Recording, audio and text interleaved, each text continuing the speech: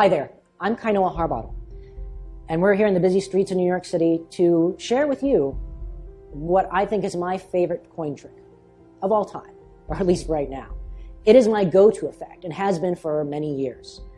It's the trick I do all the time for lay people. It's the trick that I do all the time for magicians. If someone asks me to perform one trick, this is the trick I do. It's a little complicated. It can be a little challenging. However, there are lessons to be learned through each of the different sequences, and I'm really eager to share them with you. So the way this routine came about was way back in 2007. I did this piece with my friend Curtis Cam called Misbehavin. It was one of these things that we worked on together, and what ended up happening was that he did his own version and I did mine.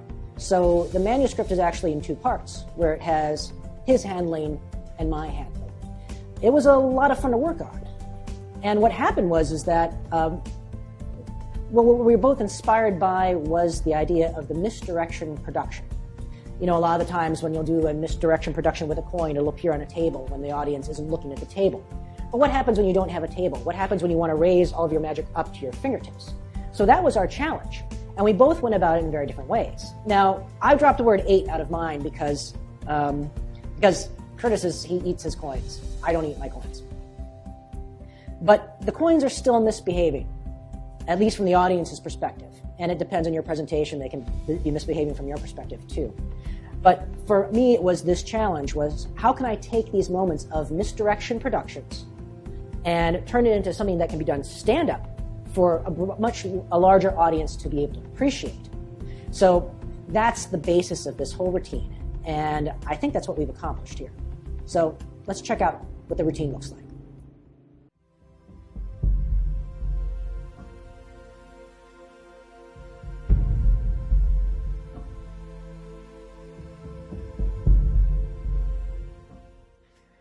Have you ever seen one of these before? It's a cheap hamburger. Hi, boys and girls. No, I keep my props small, that way they're easier for me to carry around. Let me try to stretch this one out for you, make it easier for you to see. It's an old silver $50. Mint about the turn of the century. It's what they call a barber half. You see how it sort of shines and glints in the light here? If I take some of that shine off and hold that shine at my fingertips and give that shine a little shake, it gives me a second coin just like that. It's 1 and 2. If I reach out over here in the air, though, see what I get is coin number 4. See, coin number 3 already appeared here, so that's 1, 2, 3, 4. I understand if it's confusing, because just a moment before, you were sworn there were only 2, right? And a moment before that, you were sworn there was only the 1. And this one, you saw me doing the little hand puppet thing. You didn't think there was a coin there, but there was. You thought I was lying to you, but I wasn't. That's coin number 1. That's coin number 2. That's coin number 3. That's 1, 2, 3 coins. If I reach out in the air over here, I can always cause coin number 4 to appear where you least expect it. That's what the other 3, by the way. So that's 1, 2, 3, 4. I tell you what, this thing, when I'm reaching around like this, I'm making you look all over the place. It's what we magicians call misdirection. Don't take your eyes off the 4 coins, because if you blink, you'll miss the moment when one of them just vanishes at your fingertips. Just like that. So you couldn't tell, but I did distract you just for a moment. It was just a moment. See how that's how easy it is, leaving you with just the 2. I'll tell you what, I'll try to help you out here. Don't watch this coin. Don't pay attention to this coin, because if you pay attention to this coin over here, you'll miss the moment when this one vanishes over here. This is the magic coin. I'll explain it all, okay? This magic coin, when I wave it over this hand, it causes coin number 3 to appear here, because see, coin number 2 appeared here at the same time coin number 4 appeared here. Even I'm confused at that point. I don't know how it works.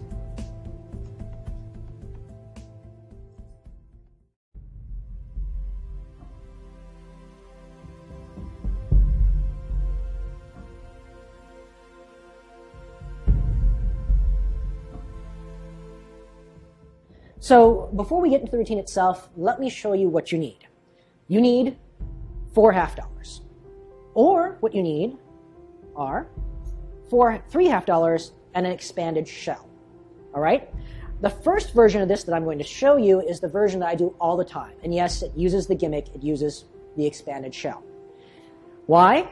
Because it's cleaner and it looks better. However, I also have a sleight of hand version for those of you out there who are purists that use 4 $50. You see that it looks pretty much the same, the routine, except the version with the shell is just a little cleaner, And but that means a lot to me. So that's what you need before we get started. Now, what we're going to do is I'm going to show you the routine that I think of as the original. That's the one with the gimmick. And I'm going to walk you through each and every one of the moves. And so that way you get a feel for the whole routine. And then we'll go back and we'll talk about the version with the sleight of hand, and you'll see how similar the routine is. It really is. So some of the moves get a little more, I don't know, maybe complicated because you have an extra coin running around in the background. What the nice thing about a shell is that it palms a coin for you, right? That's the genius of the shell. So now that you know what you need and what you're getting into, let's get started with Misbehavin.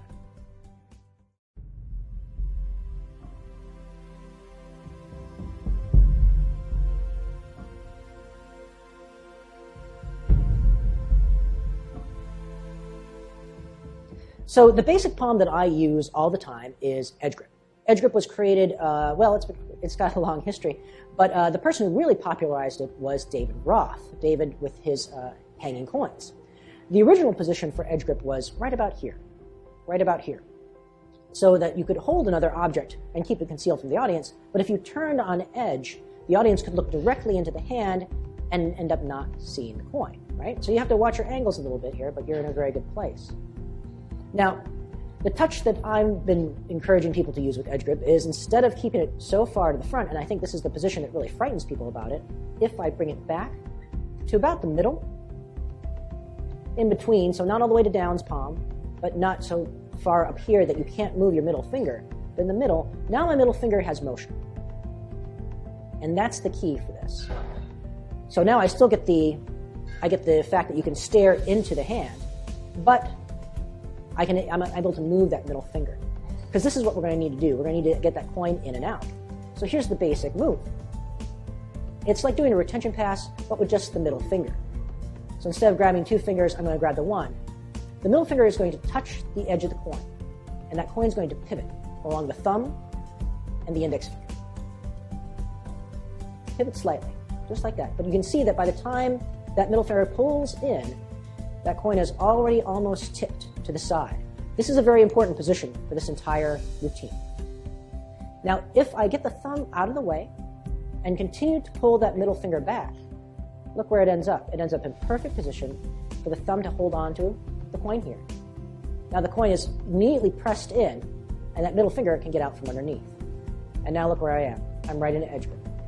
So if I reverse those actions, I can get the coin out. Middle finger goes underneath. Coin comes out. The coin, look at that coin. It's actually clipped. If that thumb gets out of the way, it's just lightly clipped. If you were here to remove it, I'm barely holding on to that coin. That middle finger comes underneath, extends. The thumb then pushes. The middle finger is going to freeze here. The thumb then pushes, and the coin goes to the fingertips. So now notice I have a way to make a coin go into edge grip and come out. Go in and come out. It's very clean. Now, if I start to combine this with things like the other hand doing something, like say as a basic vanish, you'll see me take the coin in the retention pass position here. This hand's going to close over, and at the same time as this hand closes over, the middle finger is going to extend and perform that same clipping action. Right? So now the coin is clipped, it can go all the way back into edge grip, and the coin has vanished. So from the audience perspective, they see a very clean vanish. But you can put that coin into edge grip whenever you need to. Now, that's the basic move. Once you get that position comfortable with one coin, then you can start going into the full routine. Now, in the main version of this full routine, the one that uses the shell, I'm going to be set up now with 3 coins, the equivalent of 3 coins. Really, it's a coin, 3 coins, and a shell in the edge grip position. That's where they start. The stack of them, and notice that it's in the same place. Now also notice that if my middle finger goes underneath the stack, I can contact the bottom coin, the thumb and other part of the middle finger still gripping onto the rest of the stack, and I can bring that coin out. It's the same move. And this is why people should be not as afraid of edge grip as they are, because if you learn the basic version of it, you can do the complex version of it. Because the moves don't change. The moves don't change. That middle finger pushes the coin out, and that middle finger can also go and grab that coin and bring it right back in. And notice that I'm in that same position of that clip there. The whole stack is now being held safely by the middle finger against the index finger, so the thumb can get out of the way, and the bottom coin can go back into edge grip. So again, it goes out, it comes in, it goes out, it comes in. One note, and this is going to be important later on, sometimes you don't have to put the coin in the whole way. You can rest there, and you're going to be completely fine. That's how we're going to accomplish our wave vanish in a little bit. So that's edge grip, going in and out with the multiple coins, and this is our starting point for misbehaving. One of the things to think about is, and it does make people a little nervous, because anytime you have putting a coin in so that it's going to touch another coin, you get worried about sound. Now, the easiest way to not worry about sound is to use as soft a coin as possible. However, edge grip really allows you to cover the sound. What most people don't know, like if you think about, say you're adding coins on top of coins in the classic palm, the one thing you don't want to do is slap the coin in. You want the coins to be touching as soon as possible. So like say with classic palm, you slide the coins in so they actually slide onto each other. You're going to do the exact same here in edge grip. So I have the coin, I have the regular coin here. I have the coin that has the shell. That second finger is going to extend, and notice that as it bends, look at that. Look at the edge, how quickly the edge of the coin actually touch. In other words, they're going to maintain that positive contact throughout. So that as that middle finger comes in, you're going to have them just brushing against each other. And so you don't get that moment of a slap in. What you want is a moment of positive contact as soon as possible that then allows you to put it in the rest of the way. Now, another little trick about this is that if you're putting a coin in edge grip, it doesn't have to go fast. You can think about it as a two-step process. In other words, I'm taking the coin, I'm putting it here, I'm performing the vanish, right? At this point, I'm in the clip position. I don't have to immediately throw it into edge grip. I can put it into edge grip as this hand reaches over to take this coin. So I'm here, this hand comes away. I'm already starting to slide in edge grip, but that means that's because I'm moving forward, and it's not until I take this coin that I'm all the way into edge grip. So with edge grip, the nice thing about it is that you can one of the ways to make it as quiet as possible is that you can go in steps, right? So bit by bit. And the slower you do it, actually, the easier it is for you to maintain the silence of the coin going to the bottom of the stack.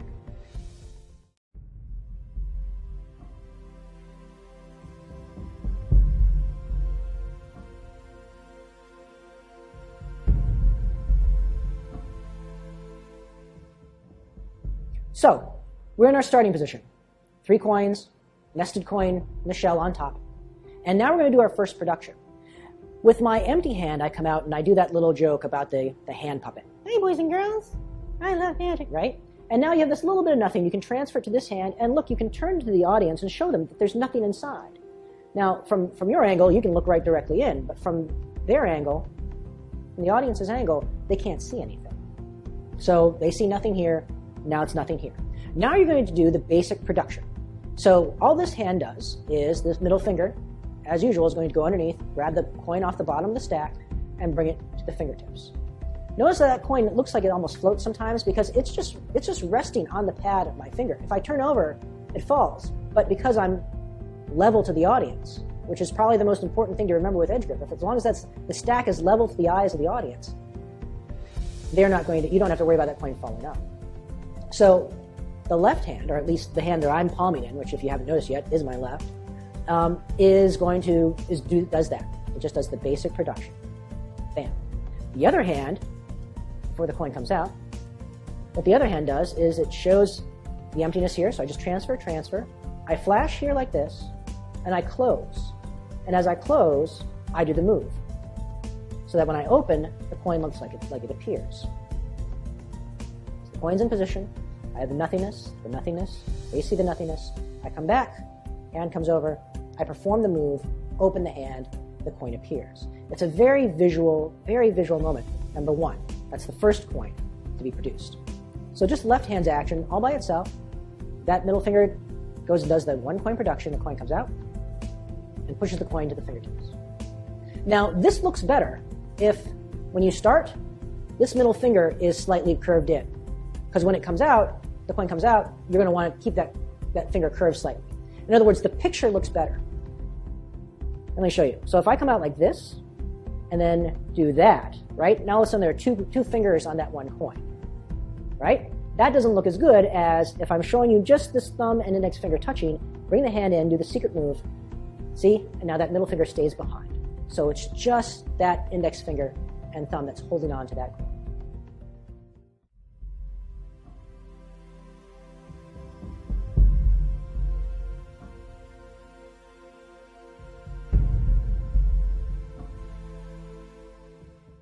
Now what you're going to do is you're just going to let that coin drop to the other hand. And you're going to perform, guess what? The exact same motion you just did. That middle finger is going to go under the stack and produce the one coin, the one regular coin. So you're left with the coin that's in the nested shell in edge grip. Now, it's going to do that, but at the other time, your opposite hand is going to perform it's just going to take the coin in finger palm and then turn palm down. That's right, we're doing a shuttle pass. The shuttle pass out of edge grip. So the coin's here, you're showing the one that you just produced, bam. Now this hand turns over as this covers just enough so that this hand can perform its secret move. So from here to here. I'll do it again. From here to here. Now that little bit of motion is all it takes. It gives a very nice illusion of that being the same coin. So now, as far as the audience knows, this hand was just empty, right? Because you just did this production. And now you're loaded. And they have no idea.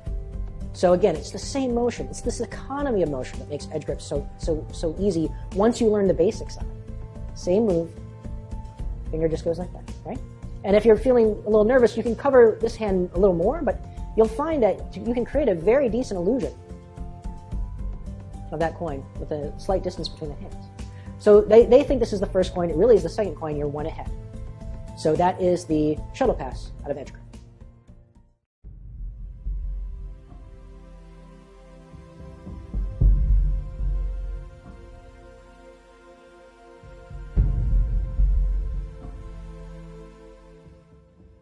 So we've just produced the first coin, and we've shuttled over, so now we're one ahead in the audience. They don't know that we have this guy in finger palm. And so, by the way, just a good idea when you're finger palming a coin, I often use the Ramsey finger palm rather than like the sort of like I love Texas or the devil or I love you finger palm, right? Just the third finger is all that's necessary. Just the third finger to hold that coin in place. So they only know about this coin. I'm now going to perform a production done by Larry Jennings. It was in his version of the hanging coins, actually. What happens is you reach out in the air with a little bit of nothing, or what I usually do is I say I'm going to take the shine off the coin and give a little shake. And I shake my fingertips like this, and when I shake, the coin appears. Okay. Now this is the big secret move. The big secret move is the coin's in finger palm. I just plant my thumb on the back of the coin and I push it forward. This is a good example of when the larger motion covers the smaller motion. So as I shake, I just push that coin out. Looks very good. In fact, it actually looks even better the farther the audience is away, which is very strange. It's because it takes them longer to focus in on whatever the object is that just appeared at your fingertips. This looks great with bottle caps. This looks great with, any virtual, like, little, I used to do this in school, like, with an eraser. Like, oh, I need an eraser. Oof, you get a great response from people, okay? So this is what we're going to be doing for this very visual moment. So you have already had the first coin appear very visually. Now we have this nice isolated moment where we're here. Bam. That's coin number 2. One thing to remember is that you don't need to, I've seen people say, is this right? You don't need to use the whole arm. All you need to do is use your wrist. Right? That small little motion is all it takes. Okay? And you can play with the speed. For some people, it's a little bit better if they do it really slowly and then speed up at the end. For some people, it's better if you start going quickly and then slow down. That's the second production of the coin, usually the Larry Jennings production.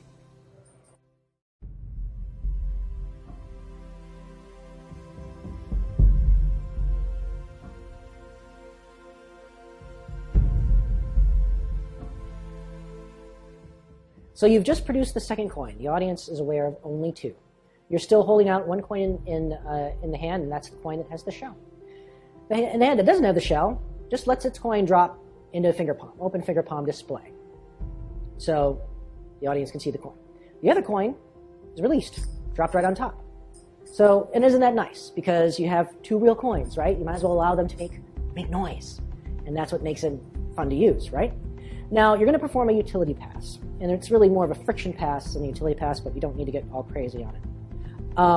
The thumb, with the point and edge grip, is going to just let that coin fall a little bit out so that the third finger can kind of hold on and just let it fall.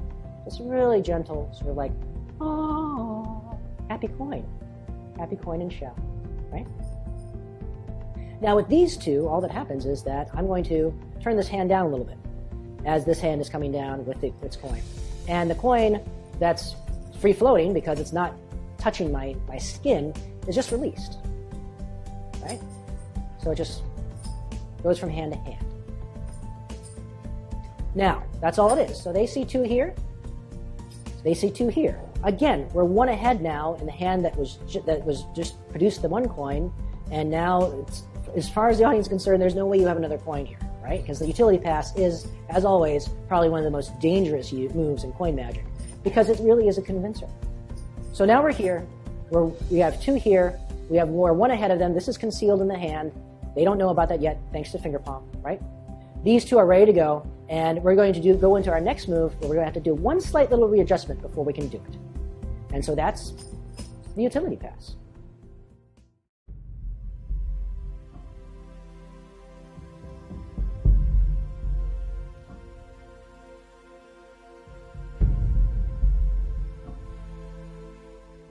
So you've just performed the utility pass. They don't know about this coin that is now concealed. You have the regular coin, and it just hit the back of the nested coin. So you don't have to worry about it hitting the shell, right? It's going to hit the back of the coin that's nested. Now we're going to do a one-handed unnesting of the coin, okay? Of the coin and shell, rather. But in order to get into position to do that, we're going to have to displace these two coins. In other words, this coin is going to have to end up closer to the audience, underneath the coin that has the shell. To do this is just something I kind of fussed with until I can do it now. It makes me happy. The thumb's going to push the regular coin forward until it touches the middle finger, the pad of the middle finger. The third finger is now going to push up. See that? I'm already in position, right? If I push this, the thumb pushes the coin to the second finger. Now the coin with the shell and the regular coin inside nested are going to be able to just lift up. So now all I have to do is pull back down with my thumb, and the coins fall into place. In other words, it's hard for me to do it slowly, but to speed it looks like that. Coin's here. I just need to do this placement. The third finger lifts up, and I barely have to get by that. Barely have to get by. But now when my thumb pulls back in and my second finger pushes a little bit, I'm now in position to do the move, the one-headed unnest. The one-headed unnest is the oldest move in shell use. The opening of the shell is towards me, obviously. All the audience sees is the shell. I have the coin nested inside. I hold the coin between the thumb and middle finger. My index finger goes on top of the shell, on the edge of the shell. My third finger goes on the bottom. Now notice that if I let go, so now the shell is really being held by the index finger and third finger. So if I let go a little bit with the thumb, look what happens. The coin comes out, becomes a hand puppet. Hey, boys and girls, I like card tricks better. Shut up. Okay? So we're here. So if my thumb leans back a little bit, that's just all the opening I need. If I push up with the thumb, I now have a fan of two coins. So it went from 1 to 2. 1 to 2. Now, if I want to add in another coin, it's very simple. This coin just has to go in front. You can try to put it behind, and I've actually seen a few people do it, but that scares me quite a bit. It's easier to put the coin in front of the shell, closer to the audience. So here's the shell with a nested coin. Here's the regular coin, closer to the audience. The move is now exactly the same. They see two coins. Index finger on top, holding both, but particularly the shell. Third finger on bottom. Thumb just releases a little bit of its pressure, and you can tip back just a little bit. But you don't have to do much, right? And that allows that coin to pop out just a little bit. You push up with the thumb. Now you have a fan of 3. So you had 2 coins very cleanly, now become 3. 2 coins very cleanly, now become 3. Now, the timing of this production is particularly important because 2 motions are going to happen simultaneously. It's going to be done under cover of the opposite arm. They don't know about this coin here, right? So I'm concealing that from them. With this arm, I'm going to cross over in front of these 2, the coin with the regular coin in the nested shell. cross over. And I'm going to reach out in the air. I'm going to just do the same production we did before, not with a shake though. I'm just going to push with the thumb the coin to the fingertips. So they see 1 and 2. I reach out in the air over here. I push, producing this coin. And at the same time as this covers, I do the one-handed unnest. So to speed, it looks like this. That's coins 1 and 2. If I reach out in the air, that's coin number 4. So I'm clearing here. Everyone's looking here. My attention is here as well. Then I can drift back down and show that it's not. This is coin number 4 because number 3 already appeared over here. That's 1, 2, 3. You can do it exposed, but it does look better if you cover, right? And again, as long as that attention is on this coin, you call it the 4th coin, which to them that doesn't make any sense. But then now you can see that the 3rd coin's already appeared here. All right, let me show you something sneaky that I do. So, 4 coins, right? I'm going to count them. 1, 2, 3. 1, 2, 3. I'm not whacking the shell. From the front, it looks like I'm whacking 3 coins. 1, 2, 3. But from my side, what it looks like, what I'm actually doing is I'm hitting the top coin first, then the same top coin again, but at the bottom of that coin. So 1, 2, 3. So you get a nice sound. 3 coins, right? But this is just one of those moments where you just, all of a sudden there's 4, and they can hear them, right? They just heard the 2 regular ones before. Now they seem to be hearing all 4. So you're now ready to go into the rest of the routine, which is of course going to be the moment when they all vanish.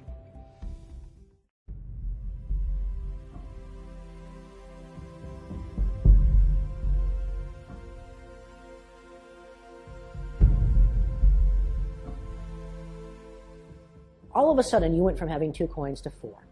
Now, we're going to take full advantage of the shell. It's going to help us out.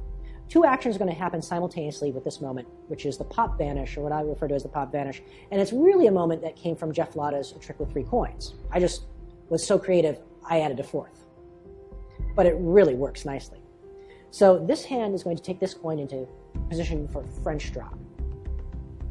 And you're going to perform out of the Chris Kenner version of 3-fly, pop vanish, French pop. This coin is going to drop into finger palm as the hand turns over. So from here to here. As that occurs, the other hand is simply going to, with the thumb, pull the coin that was just produced back into the shell. It's going to be done with a slight arc. You're going to be performing these arcs simultaneously.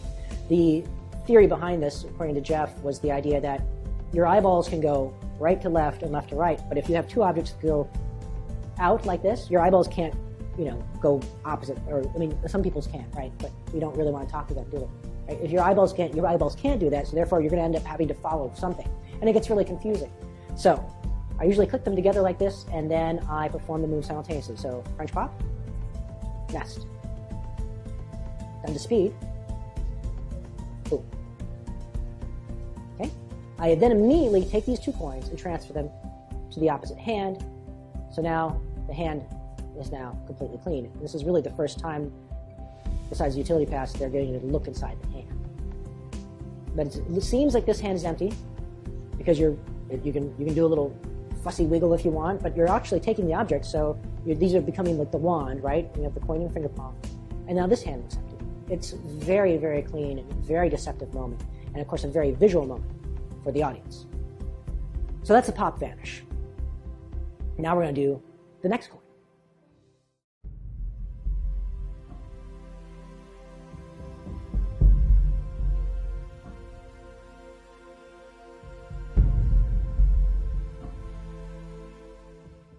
All right, so we just transferred the coin and the nested coin to the opposite hand. We have a coin here in finger palm.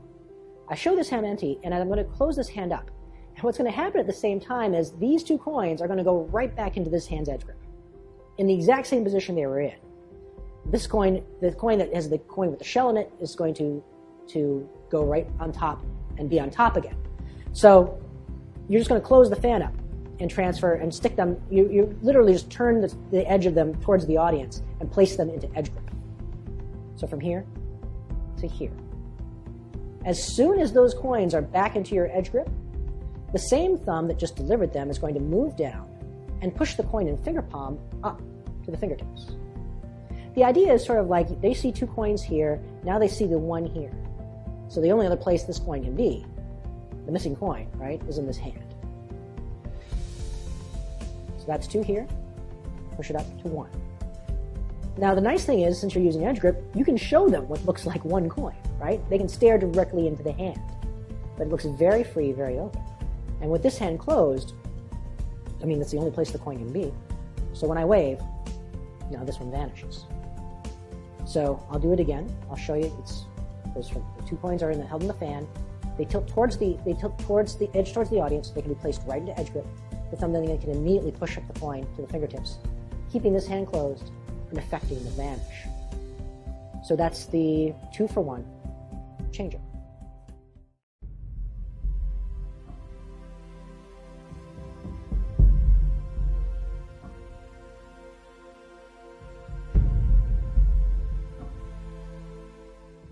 All right, so what's going to happen here is we're going to perform the wave vanish. Now, the wave vanish is very interesting because for the audience perspective, it looks like the coin just disappears, right? Reappears.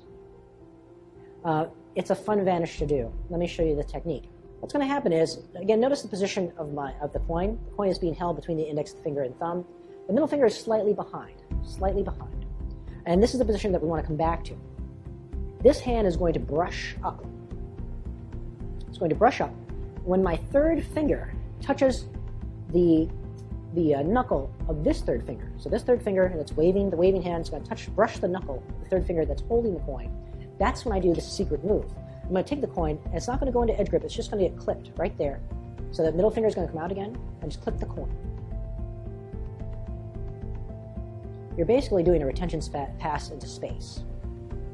Okay? So I'm going to wave upwards, and as I wave upwards, I perform the move. As soon as those fingers touch each other, boom. Now, the reason why I'm waving up is that you'll notice that now I can control the angles that people see, because this is a really exposed position. But if my hand's up here, I can control those angles, right? So you see a coin there, now you don't. I wave back down, now you do. I do it twice, once straight up and straight down, without showing this hand empty. And most people think, well, it must be in the other hand, because that's what people always say with coin magic, right? So when I wave the second time, I come up, I show this hand empty, it turns over, and I come back down again. So I come up, do the move, show the hand empty, hand comes down again, reproduce the coin. It's important, again, like I said early on, that when you do the steal, you want to make sure that second finger now looks the same way it did when you were holding the coin, right? So it's kind of just jutted in, just a little bit in, right? Because now, look at that. That's exactly what the finger looks like from the front. But now my index finger will mask that, and this hand will help mask the other side. Okay? So, that way the hand looks as much alike as it did before, because remember, if you produce the coin and then you had the 2 fingers in front, it's not the same picture, right? You don't want this to be 1 finger, then it's only 2. That's not good magic, right? You want there to be 1 finger, 1 finger, 1 finger. Okay? That's what makes it look convincing and realistic. So, that's the wave vanish. And this is sort of the culmination of this opening sequence. We produce all the coins, now we vanish them all. This one doesn't really vanish, it just for a split second, right? But it's a very, very interesting way to kind of play with a different pacing of vanishes, and gives the audience a kind of, you get the best expression in the world from doing this wave vanish for audience members. You see them go, you see their heads like tilt further and further over, which lets you know that you're doing something right. So that's a wave vanish.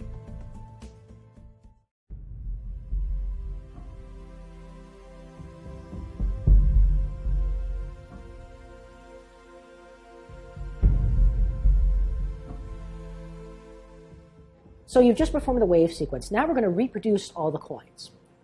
And here's the nice thing. We're going to do pretty much the same moves that we did before. Almost identical, with one minor change. That's just as easy, actually. But we're going to do it at a slightly faster pace. So I have the 1 coin here that they know about. The coin with the shell is on top of the regular coin, and they're both in edge grip. Boom. That's where we are.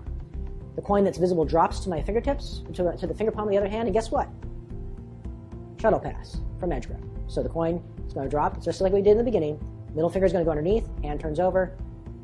Now they think that's the first coin. So they see the coin has been vanishing, comes back, boom, that's coin number 1. Look, I'm ready. Boom. boom, that's coin number 2. And I just extend my hand, and when I reach full extension, that thumb does the same move it's been doing the whole time, pushes that coin to the fingertips. So if you think about this is very fast. They've just seen this thing wink in and out of existence. All of a sudden, that's 2. Now, this hand, which has the coin with the shell, is going to do the exact same move. So I've just produced this second coin. I take this coin, place it there. This is where the coin that's hiding the third coin is. And I just reach out in the air, and I do with the middle finger, comes out underneath the coin again, and allows that coin with the shell now to be pushed to the fingertips. So if you think about this to speed, that's shell pass, that's 1, that's 2, and then that's 3. I'll do it again just because I can't count. Obviously, that's why I'm an English major. Shuttle pass, that's 2, that's 3. That's it. So you've reproduced 3 coins at lightning speed, when just a moment before, they had no idea what was going on. So that's the 3-coin reproduction. And now let me show you how to get to the 4th coin.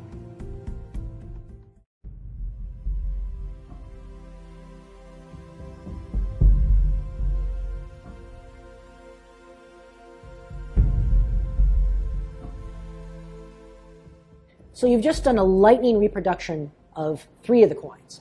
Now you get this pesky little shell here. It's not pesky, it's here to help us.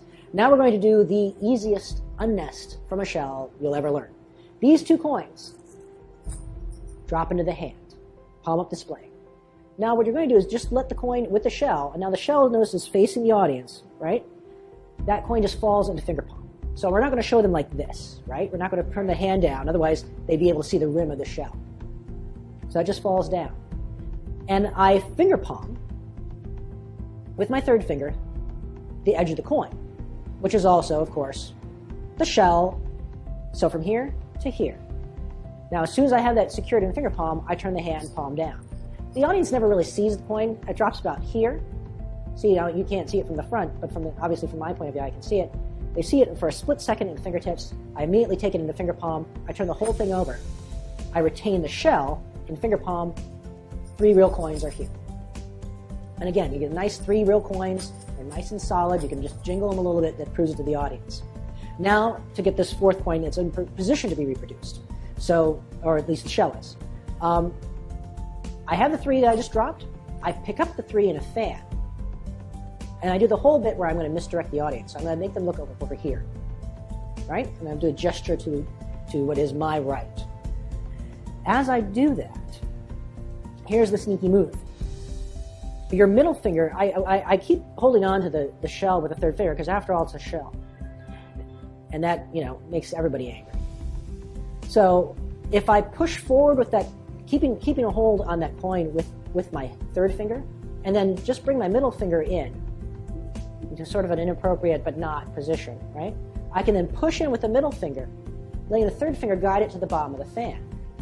So to speed, it just looks like you're handing the shell to the bottom of the fan. Now, of course, you do this as you're gesturing over here. So again, they're all looking over here because they think that's where the 4th coin is going to appear, but no, that's when you can then immediately turn back and no, it doesn't appear here. It appears where you least expect it. That's with the other 3. And generally what I do is, instead of leaving the fan up and down like this, because I think sometimes it's a little harder for them to see the number, I turn it to the side. So I can go 1, 2, 3, 4. So you've just done a lightning reproduction. 1, 2, 3, 4th coin just came out of nowhere. And now we're going to do what is my favorite vanish sequence, because it just looks so good.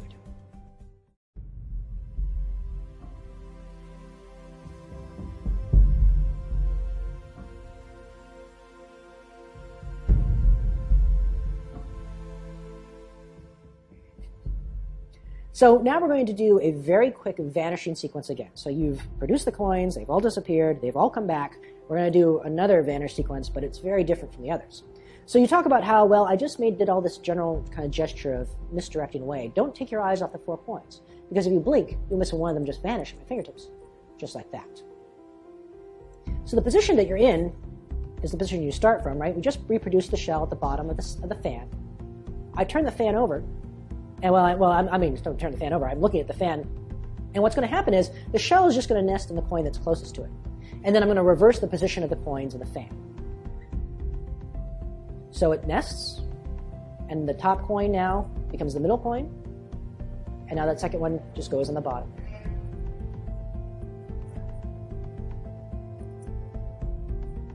So they nest, they see this motion. And for the audience, it's like the coin just dissipates. And they can stare as much as they want because of that displacement of the 3 coins, or the other 2 coins. It really causes it makes it difficult for them to be able to see the exact moment when the 1 coin just dissipates. And now you're clean. You can show your hand empty if you want. So you're in a very nice position for that third vanish, or for that vanish of the first of the 4 coins.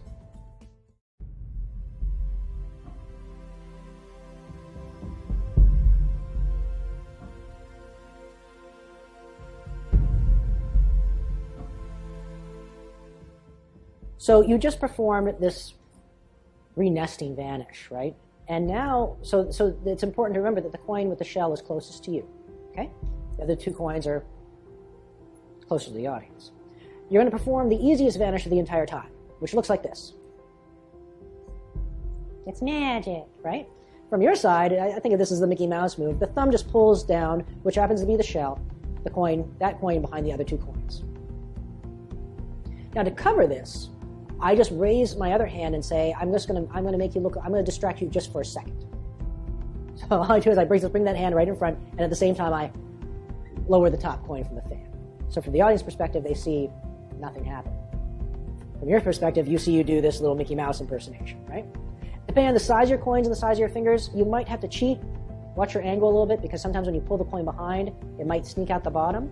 So sometimes I'll extend that third finger just a little bit to cover the bottom of the fan. But that depends on the size of your coins and the size of your fingers. It's up to you. Sometimes I get excited when I do the Mickey Mouse move, just because, I like Mickey Mouse. So that third finger can help out. So that's all it takes. It's just boom, done.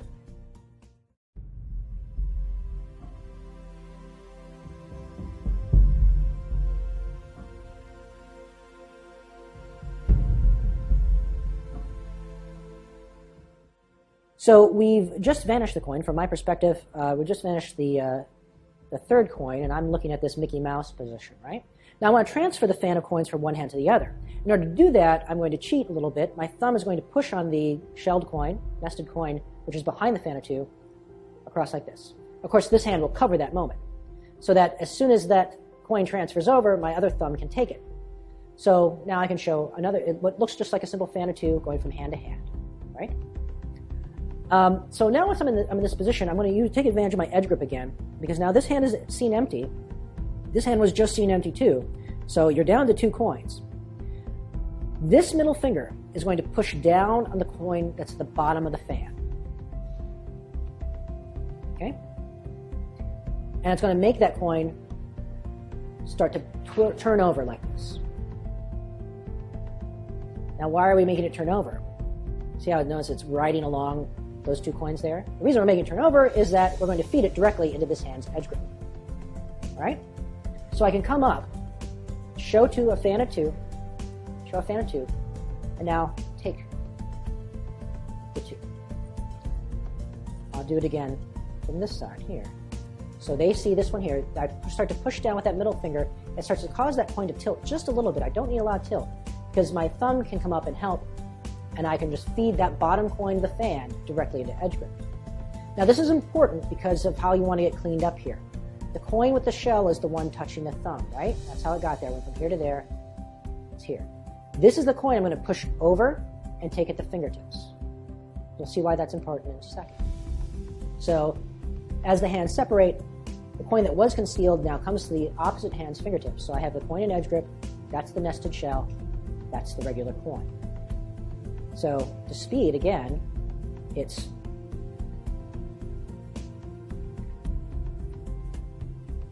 all right. It looks like a very clean display. The idea being you show a fan of 2, and then you split the fan so they can clearly see 2 individual coins. And that is the edge flip transfer.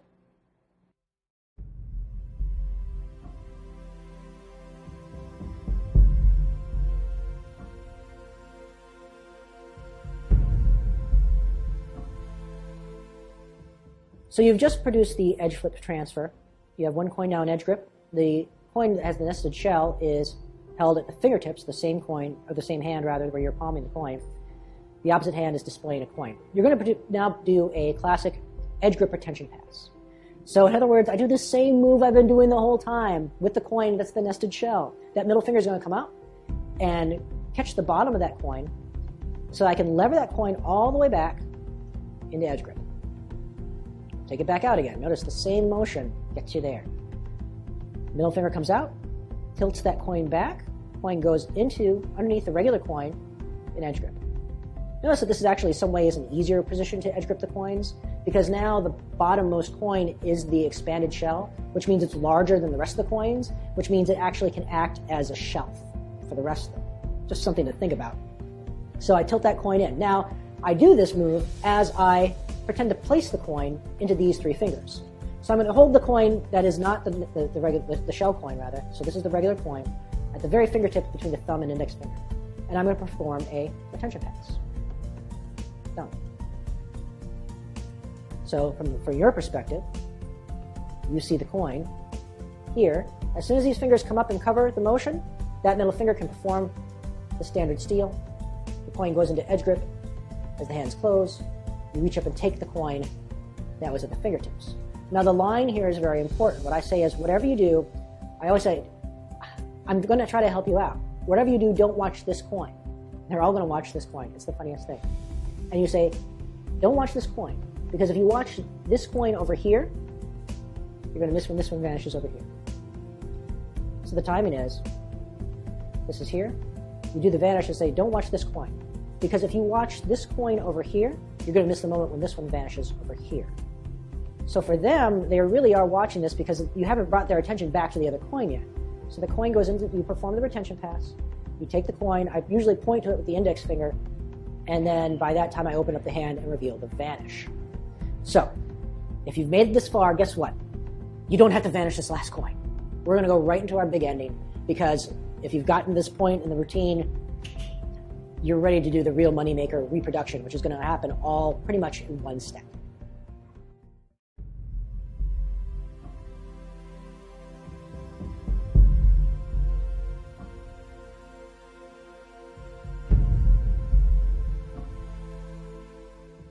So here's the final reproduction sequence. I'm going to try to keep it all together because it's just easier that way.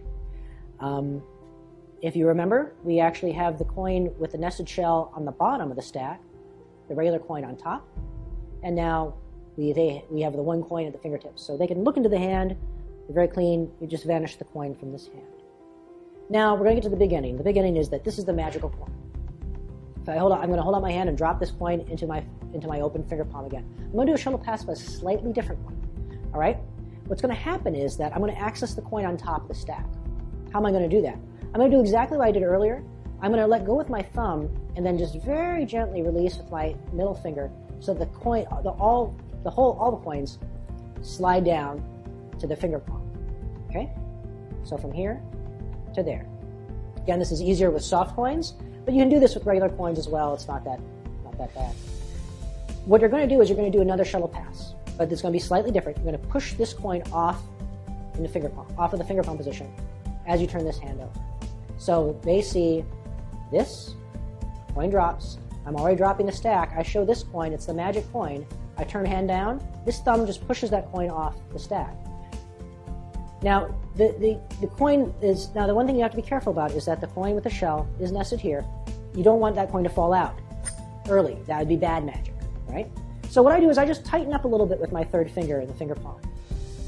That way now I know when I turn my hand over, it's not going to fall out. So I shuttle pass over. So all they know about is this one. I take this one back and wave. So I say, this is the magic coin. Drops down, shuttle pass over. When I wave it over this hand, so now I'm waving it over the hand that has the coin with the shell. When I wave it over this hand, it causes the third coin to appear. Two things are happening simultaneously when this happens. I'm pushing this coin, which is the nested coin, to my fingertips. As I do this, I'm going to do the same move that I did earlier with my middle finger. The second finger is going to push up a little bit. I'm sorry, yes, the second finger is going to push up a little bit, just scoot down a little bit, so that it can then, and the third finger is going to push in a little, So now my middle finger can just push that coin to the fan, or to what is now a fan. So the coins at the fingertips now gets a second coin. From here to here. From this finger palm position to here. All right? Now that happens under the cover of me revealing this coin. So to speed, it's like I push this coin to the fingertips. As I do this, and they say I call this coin number 3, I do the secret move down here.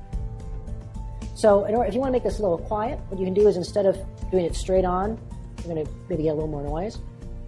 If you turn it so that middle finger is pushing upwards, you can kill some of the noise. And again, as always, the better contact, the sooner you have contact, the better.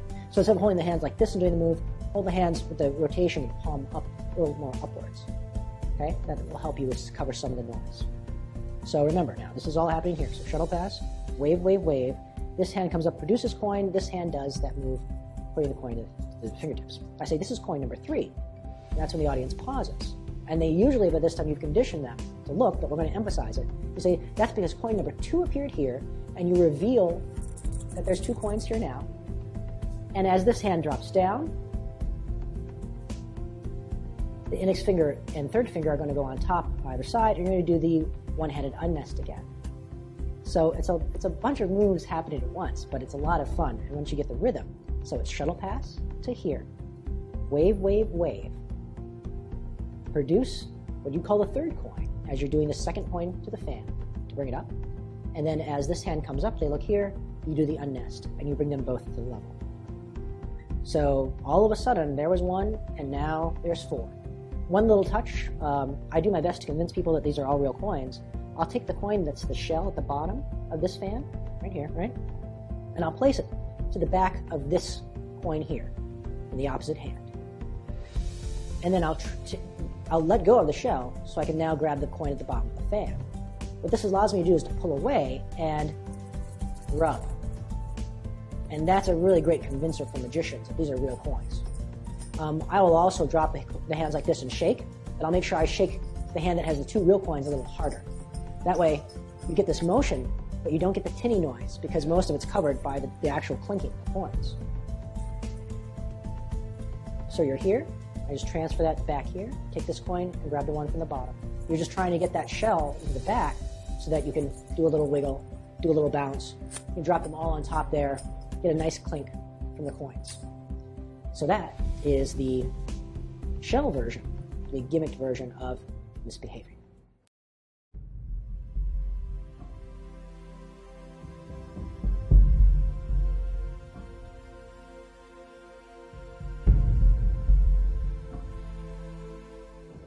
Ever seen one of these before? It's a cheap hand puppet. Hi, boys and girls. I love magic. No, I'm kidding. I just keep my props small. That way they're easier for me to carry around from place to place. Yeah. Let me stretch this one out for you, make it a little bit easier for you to see. It's an old silver $50. Minted about the turn of the century. It's what they call a barber half. You can see how it sort of shines and glints in the light there. Sometimes what I can do, though, is I can actually take this shine off, give that shine a little shake at my fingertips. Gives me a second coin, just like that. That's 1 and 2. If I reach out in the air over here, I can always get coin number 4. See, coin number 3 already appeared here. It's 1, 2, 3, and 4. No, I understand it's confusing, right? Because just a moment before, you only saw the 2, right? And just a moment before that, you only saw the 1. And then when I was doing the hand puppet thing, I mean, you thought I was lying to you, but I wasn't. You thought I was concealing something from you, but I was. That coin's been here the whole time. That's number 1. It's always followed by number 2, which is always followed by number 3.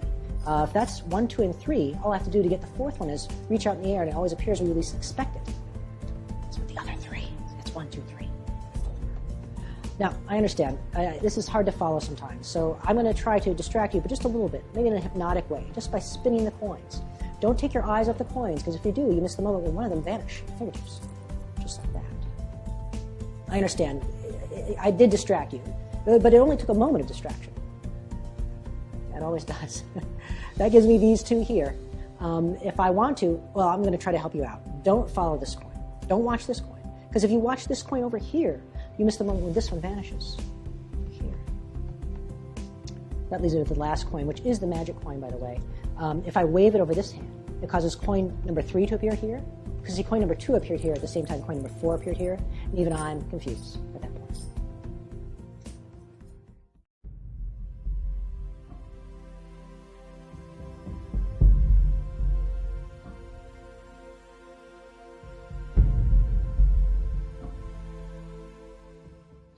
So I know some of you out there are purists. You don't want to use a gaff, and I understand. But you need to watch the version with the gaff because it's really good. And it teaches you all the necessary sleights. What I'm going to do is show you exactly how the ungaffed version works. It works pretty much the same way as the gaffed version does, but with a little extra hard work because you have to be concealing another coin throughout the whole routine. All right? So let's get right into it. Instead of having a stack of 3, I now have a stack of 4 silver half dollars in edge grip. That's me. You use the size of coins that best fits your hands, okay? I'm going to do the exact same production I did before. The middle finger is going to reach under and bring the lowermost coin to the fingertips. Boom, right? Same move, exact same move. Same move again. I drop this coin to the fingertips. Now I'm going to reach down with the middle finger and do a shuttle pass.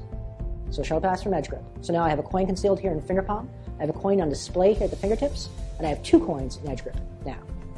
Because you want to work harder. I get it. I do the same shake vanish, or shake production rather, to give me 2 coins. Now things are going to change a little bit, because we're going to get one little quick move that's going to help us out quite a bit.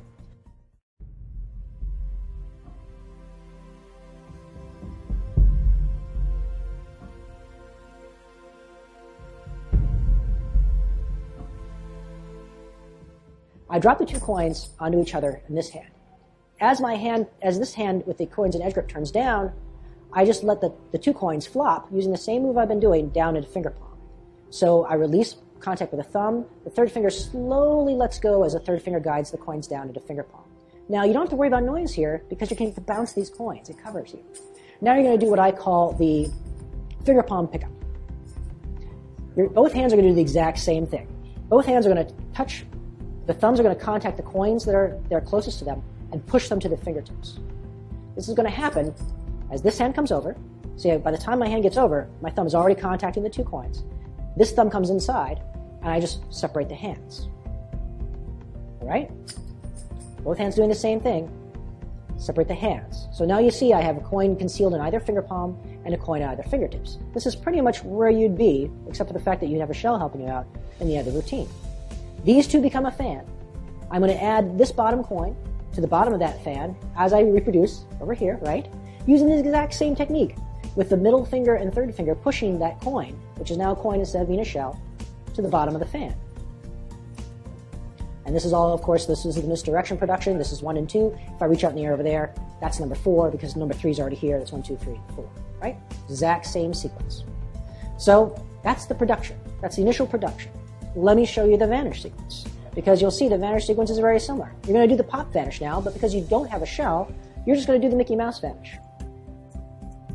That thumb is going to just drag the coin behind the fan. So you realize at this point when I do the same gesture, right? Now I'm not as clean. But we're going to work hard. That's fine. You're going to transfer this fan of 2 coins to this hand while concealing the coin behind it, just like we did in another part of the sequence in the original version. That coin's just going to ride behind.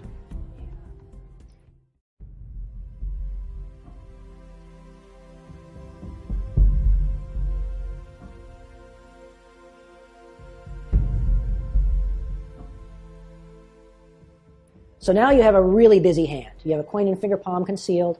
You have this Mickey Mouse look going on here. So from here to here. That way you can now show this hand empty. And now you're going to just jam these 3 coins. Instead of doing a 2-for-1 transfer, you're going to do a 3-for-1 transfer. You're going to take these, but they don't know about the third one, right? You're going to take these, all 3 of these coins here and place it into your edge grip. It goes right in, like that. Same move, right? It goes right in, and your thumb then pushes out the coin to reveal the 1. So as far as they're concerned, this looks pretty clean. Not as clean as the shell, though. I'm just going to rub that in. I'm just going to keep rubbing that in, but that's just it. Now what do? You do the wave vanish, exactly the same way before. But now instead of having 2 coins and the shell and edge grip, now you have 3. Exact same thing. So that's the whole first sequence, right? You can see how similar it is to the version with the shell, and you can see how the shell helps you out to really make things clean. But if you want to work a little extra harder and have that cleanliness in terms of, in case they suddenly tackle you, strip you naked, and steal your coins, you have exactly 4 coins. All right, so that's the first production and vanish sequence.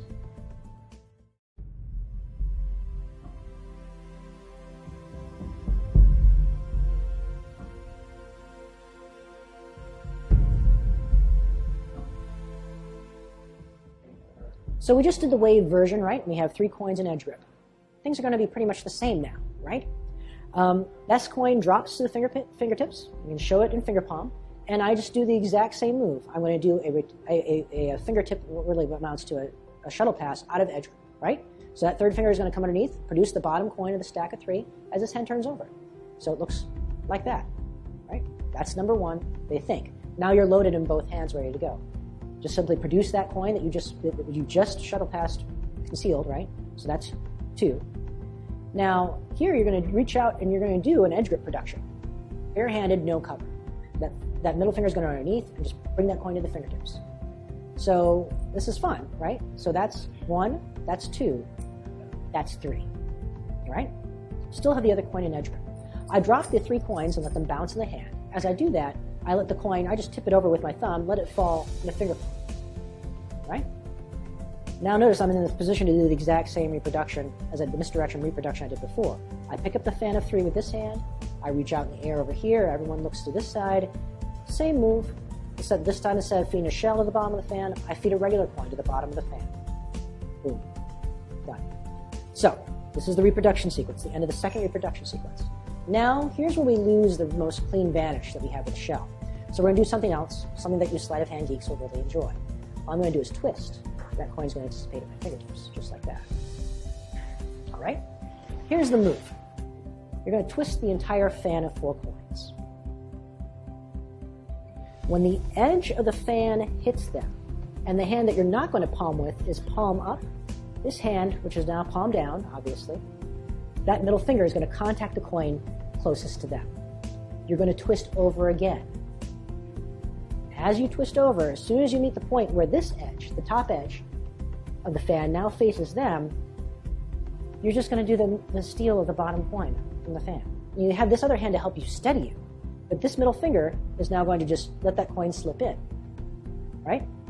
So it just slides in and goes right into edge grip as the other hand continues to turn.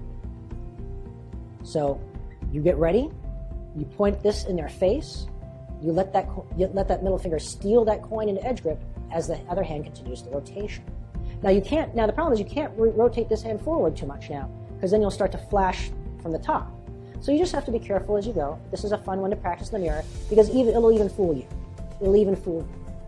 And then I usually display these 3 as being very clean and take full advantage of the edge grip sort of display, right? So I call this the rotation edge steal. And it's a nice substitute if you don't have a shell. And it looks pretty darn good. You just have to watch your angles a little more, as you often have to do with sleight of hand.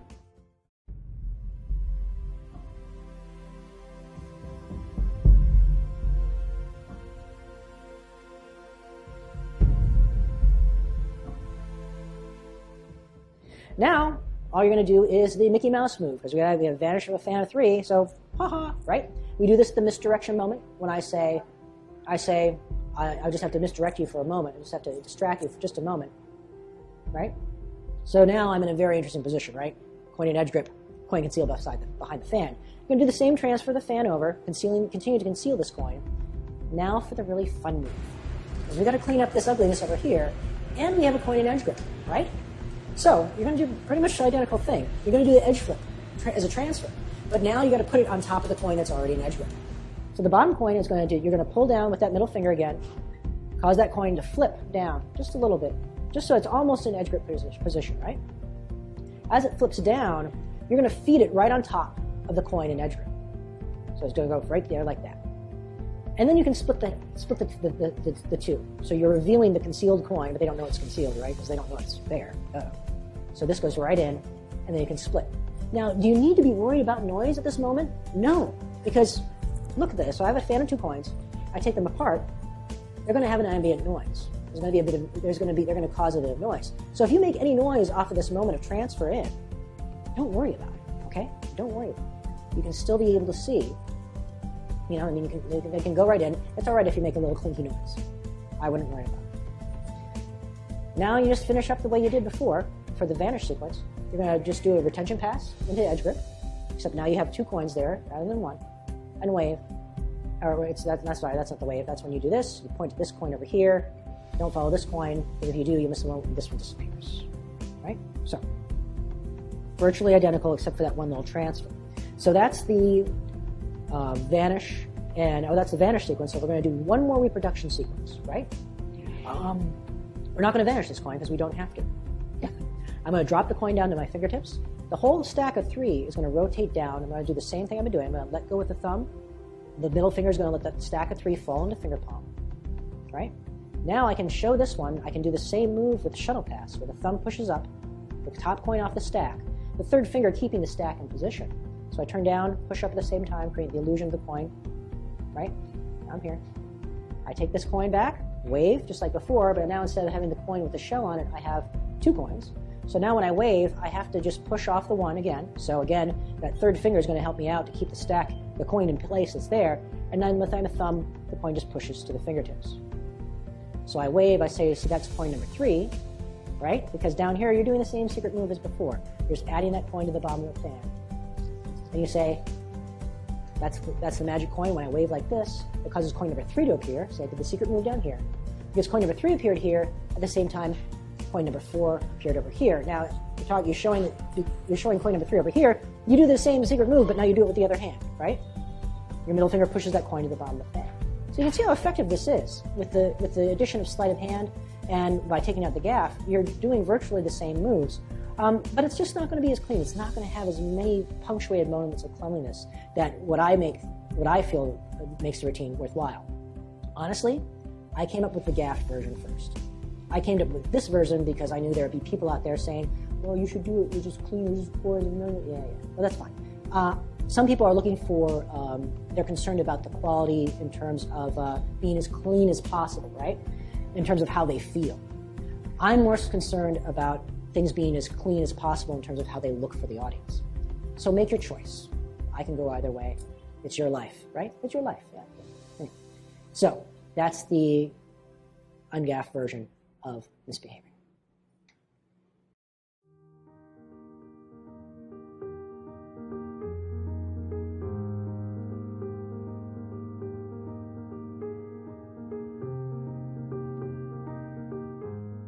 Well, I hope you enjoyed Misbehavin. Like I said, it's been my worker routine. I've been doing it all the time now, and it's something I feel very strongly about. So I feel like I'm giving up something that has just been a piece of me for a long time. It's been available in print for a long time, but nobody does it, and I've made a lot of changes to it over the years, so I'm glad I can able to share what I think are the best parts of it. I'd like to just encourage you, obviously, the thing that you have to work on the most is edge grip. So, if you don't own that Coins on Edge book, just you might want to think about that. I'm just saying. No, but what you learn in this video is a lot of the basics of edge grip. So embrace that. Play with it. Use it, because it is probably the most valuable sleight for if you're doing table hopping, or even if you're doing stand-up sleight of hand with manipulation with coins. Such a valuable technique. A couple thank yous. First of all, thank you to the wonderful people here at Cell Rose who have given us a location to film this in. Also, a big shout out and thanks to the talented and incredibly attractive people at Lost Art. They're good friends of mine, and I really appreciate everything about them. Finally, a special shout out to you, the viewer at home, who've sat there and watched this and went through the pain of enjoying this sleight of hand. Don't be scared. Just embrace it. Just practice. It's a one day at a time thing. This routine has taken me years and years to get to the point where it is now. So take your time. Enjoy it. Figure out what you want your really good magic to look like. And hopefully what I've given you, and hopefully what you can take away from this, are just some good ideas about making your coin magic look as clean as possible. So if you enjoyed this DVD, please don't hesitate to contact me. I'm more than happy to answer questions. You can find me at kainoaland@gmail.com. That's my catch-all email. You can also find me at kainoaland.com. Also, feel free to check out my Facebook page, which is magicofkainoa.com, or that's just Magic of Kainoa Facebook page. I don't know. You know how to find me. Use the social media. You do it better than I do anyway. Anyway, thanks for watching again. Take care.